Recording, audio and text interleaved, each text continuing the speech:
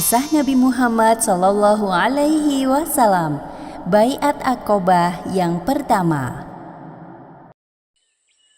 Pada musim haji tahun ke-12 kenabian, Allah Subhanahu wa Ta'ala menghendaki kebaikan kepada 12 orang pemuda Yasrib untuk berbaiat kepada Nabi Muhammad Sallallahu Alaihi Wasallam. Proses baiat atau sumpah setia kepada pemimpin terjadi di Bukit Aqobah dekat dengan Mina, tempat di mana para jamaah haji melakukan wukuf. 11 tahun sudah Nabi Muhammad SAW mengenalkan Islam kepada penduduk Quraisy. Walaupun lebih sering mendapat penolakan daripada sambutan baik dari kaumnya, beliau tidak menyerah. Apalagi ketika tiba musim haji, semangat Rasulullah bertambah besar karena melihat ada peluang di sana. Maka dari itu Nabi Muhammad memilih keluar di malam hari. Hal ini dilakukan agar misi dakwah beliau tidak diketahui oleh kaum musyrikin. Bersama dengan Abu Bakar dan Ali bin Abi Thalib, Rasulullah melewati perkampungan Zuhal dan Syaiban bin Sa'labah. Wahai Muhammad, kami tidak membantah semua yang engkau sampaikan. Tapi maaf, untuk saat ini kami belum tertarik untuk masuk Islam. Rasulullah tidak sakit hati dakwahnya ditolak. Beliau menerima penolakan tersebut dengan lapang dada dan melanjutkan perjalanan. Kali ini tanpa Abu Bakar dan Ali bin Abi Thalib. Ketika melewati Bukit Aqobah di Mina, beliau berhenti.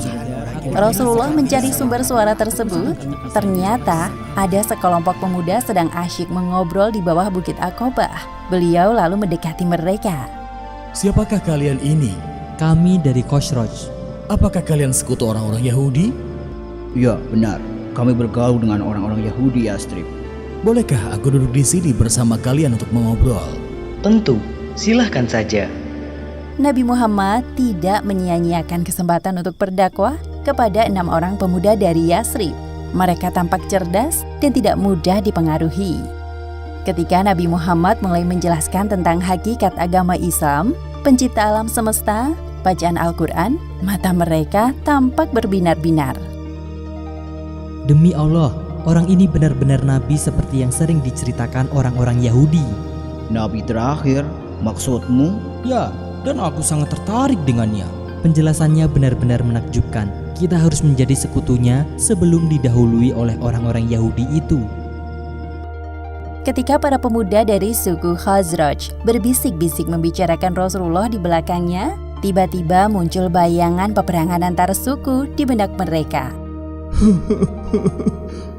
Suku Khazraj bersekutu dengan kaum Yahudi yang tinggal di Yasrib. Sedangkan suku Aus bersekutu dengan kaum Quraisy. Sebenarnya suku Aus dan Khazraj ini bersaudara, namun tidak jarang mereka terlibat peperangan antar suku yang dikenal dengan nama Perang Bu'ats. Situasi ini dimanfaatkan oleh orang-orang Yahudi untuk menyebarkan berita tentang kedatangan Nabi terakhir. Sebenarnya orang-orang Yahudi hanya menakut-nakuti penduduk Yasrib. Kelak setelah kedatangan Rasulullah di Yasrib, mereka enggan mengakui kerasulan Muhammad Sallallahu Alaihi Wasallam. Wahai suku Quraisy, sebentar lagi akan datang seorang nabi terakhir, nabi utusan Allah Subhanahu wa Ta'ala, dan kami akan bersekutu dengannya untuk memusnahkan kabilah kalian. Setelah berunding beberapa menit, para pemuda Yasrib menyampaikan keputusannya kepada Nabi Muhammad. Wahai Rasulullah, kami telah sepakat untuk menjadi pengikutmu dan masuk Islam.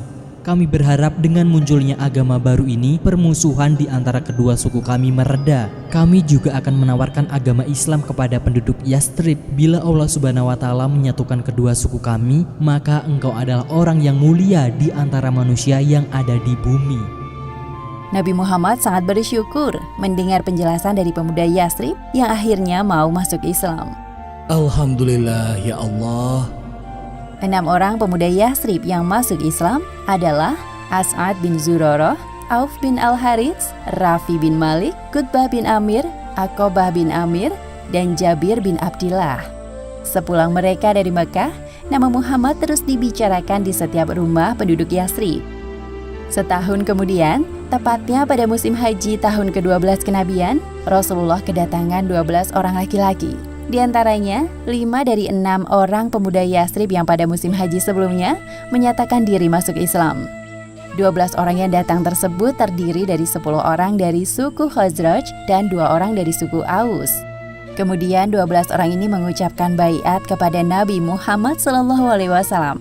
Sebagaimana diriwayatkan Al-Bukhari dari Ubadah bin As-Samit, Rasulullah SAW bersabda, Kemarilah dan berbaiat kepadaku untuk tidak menyekutukan Allah dengan sesuatu pun, tidak mencuri, tidak berzina, tidak membunuh anak-anak kalian, tidak berbuat dusta yang kalian ada-adakan antara tangan dan kaki kalian, dan tidak berbuat maksiat terhadapku dalam hal yang makruh.